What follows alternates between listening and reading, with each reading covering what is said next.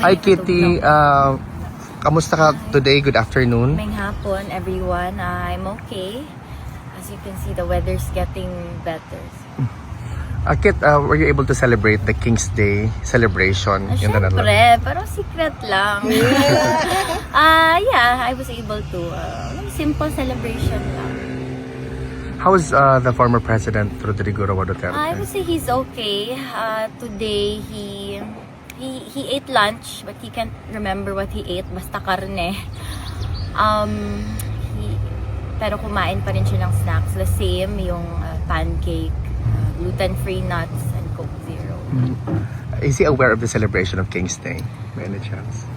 I don't think so eh. Kasi, I mean, he's not very fond of international events, no? You know, he's very patriotic na puro atin lang. Kaya hindi siya masyado nasisiyahan sa mga ganyan. Kit, on a political side, what is your opinion about the development of the impeachment of your sister, the Vice President Sara Duterte? That I haven't discussed with my father also because we don't wanna add to his burdens.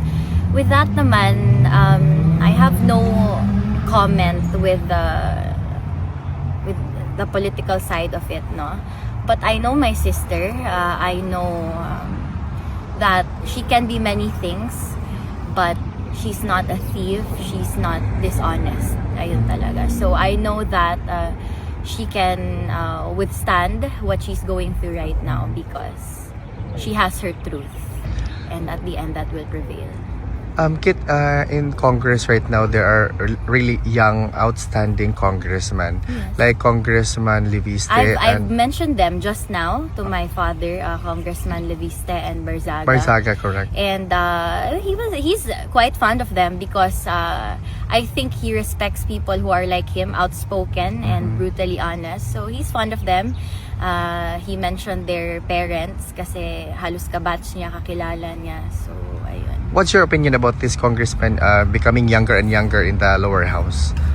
They're doing well, no? I think I don't really involve myself with it, but I think they're doing good. I think that the Philippines, the people, the masses need more people like them. Yes, they are young, but because they are young, they are more.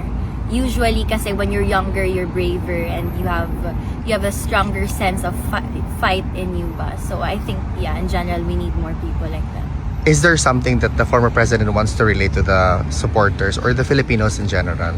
He asked again kung ilan kayo. Sabi ko, Papa, hindi ako calculator. Hindi ko mabilang yan araw-araw. But I did inform him that some supporters from the States were here yesterday, if I'm correct, Vinny Baksa, I saw from your post.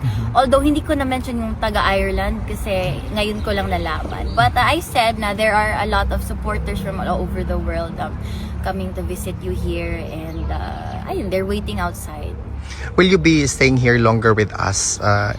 No, because I have aside from my personal life, I have my school. Kaya naka-shades ako kasi pag first visit and last, umiiyak ako kasi syempre namimiss ko yung tatay ko. So maoto ako siyang giluok-luok na pod hantod kana manggod siya pagtindog na bago na siya mag-exit ako ana siyang luok-luok kon dira sa aping puno kay lip gloss iyang aping kay ano man ako lip gloss. So and sabi niya sa mga guard, what can I do? This is how my daughter wants to say her goodbye. Luok-luok na. Dumugod yun ako na siya.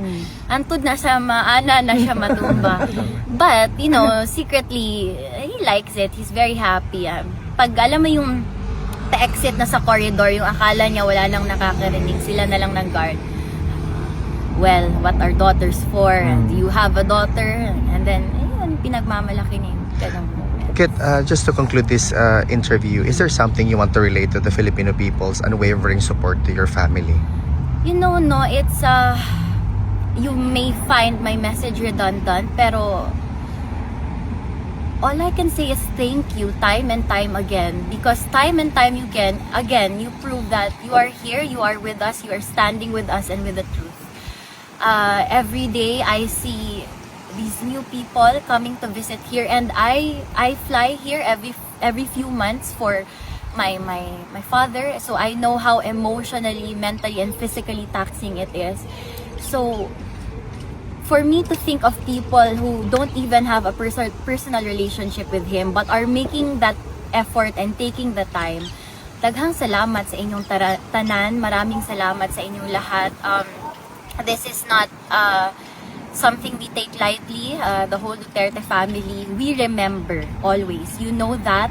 And like I said before, hindi lang kami lumalabas tuwing election. We are always here. Well, at least me in my own ways.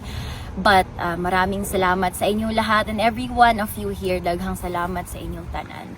To everyone that I will not be able to meet in person, I want to extend my deepest gratitude and appreciation for you anyway. And of course, PRRD also. So, next time, sana may headcount kayo.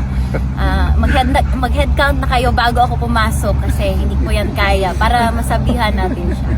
Kit, on behalf of the Filipino community in The Hague, good luck to your endeavors, personal or academic. We will see you again very, very soon. Mabuhay ka, Kit. Oo, akuan, pang tabo ng mata. Second hand lang to, pero maganda to ko. Galing kay Talo ni Tita sa akin. Thank you, Kit. Mabuhay ka. Thank you.